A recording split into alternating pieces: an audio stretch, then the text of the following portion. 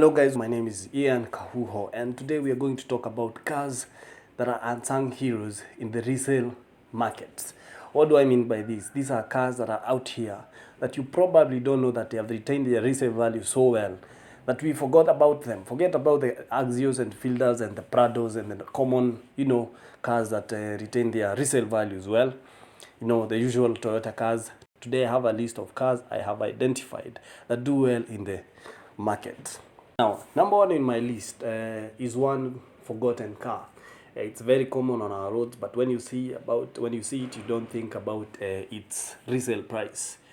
This is a Volkswagen, and it is the Volkswagen GTI MK6, specifically the MK6. I'm not going to talk about the MK7 because it has not been here long enough for us to to determine its resale price. But the MK6 has been here from 2000 to 2012. That's the year production of the Golf MK6.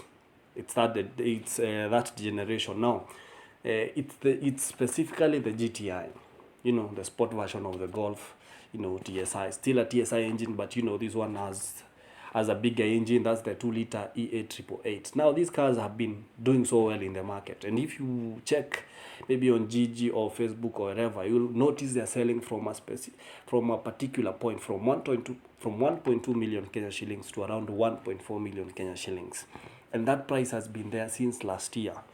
It's still the end of this year 2025, but they're still doing very well, and I predict by next year they'll still be doing well because they are very nice cars. The E8888 engine, that's very common, it's a good performer, has been there for a long time now, and people love it. The issue with Volkswagen has always been known for the DSG issues, and that was very common in the MK7. Also, the MK6 had a bit of struggles in this, and it was very expensive to maintain because it's a dual clutch. In case of any issue, inakuletea ngori. But this car has been loved by many people. And I asked myself why, and I found out this reason. Well, one, it's a very good project car. The MK6 GTI is a very good project car compared to other cars. If you want performance, the E8888 is very good. This is an engine that is even used in the Q5. Now you can imagine the weight of a Golf MK6 with that engine. It's quite good. It does very well. It also gives you good fuel figures. You can even get up to 14 kilometers per liter on the highway. For a performance car, and you still be gapping everyone, especially Subarus. Subarus will be doing slower.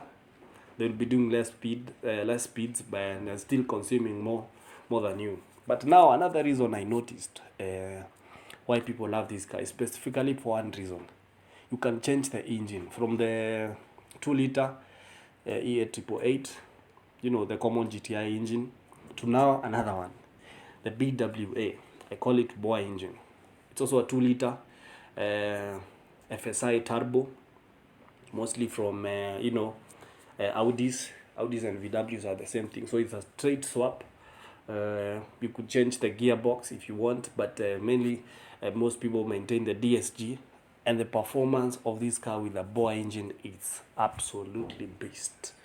You do away with 90% or even 95% of cars in Kenya in terms of performance with that engine. And I've seen people change even with other Golfs, the GTIs, even the normal Golfs. You change the transmission and you put the power engine. It becomes a very serious performer and not that consumption. You could be heavy footed, but it's still not that bad for what you're getting.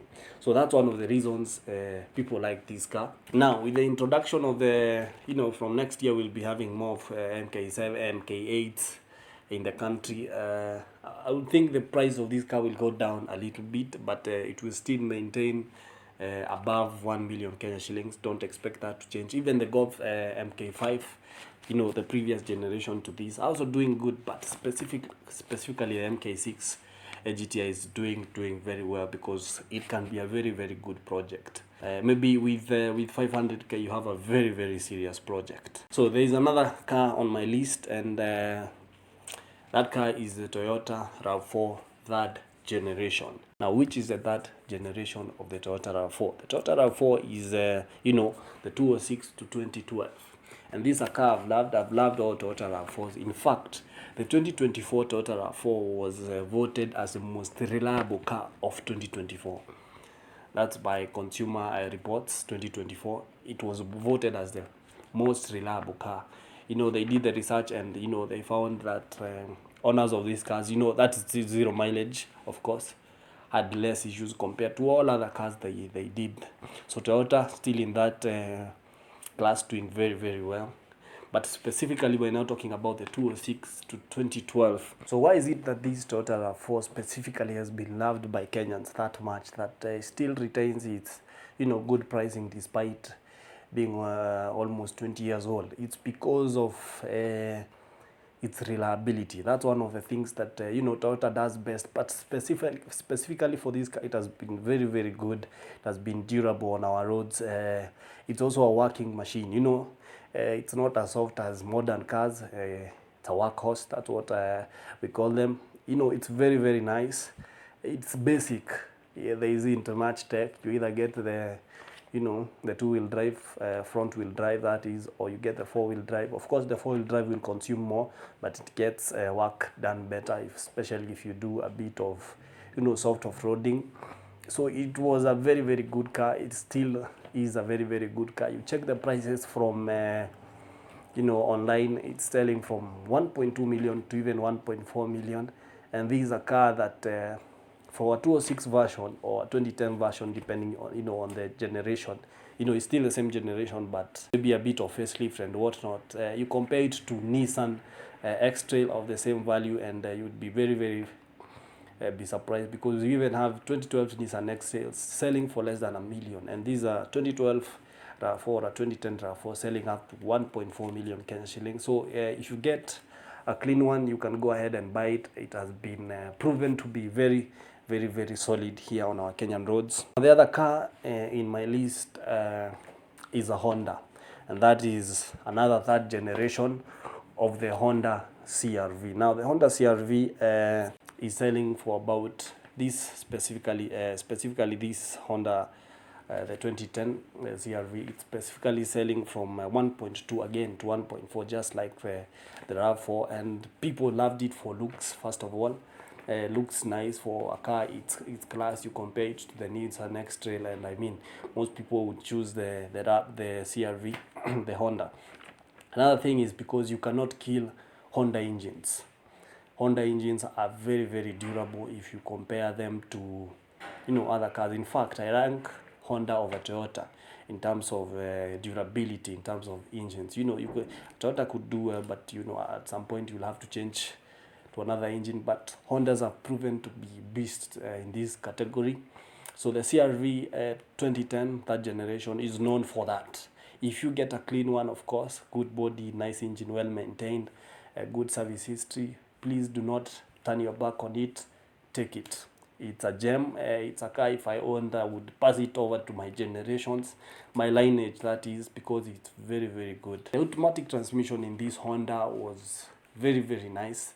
It's still very nice, that is. The only issue was a bit of suspension issue. So if you're going to buy such a car, make sure you get the suspension checked, because this specific generation had issues on the suspension parts.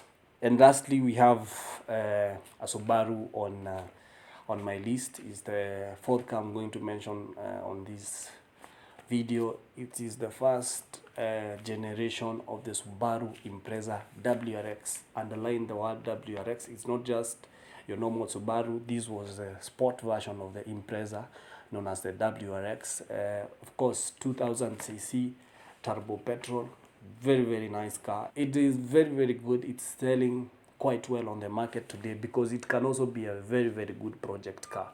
You could supply, with a good budget, you could supply so many people on our roads with this. In fact, even its original engine, despite it now, of course, you get many units of its age, having done, some work, very big mileage, very high mileage.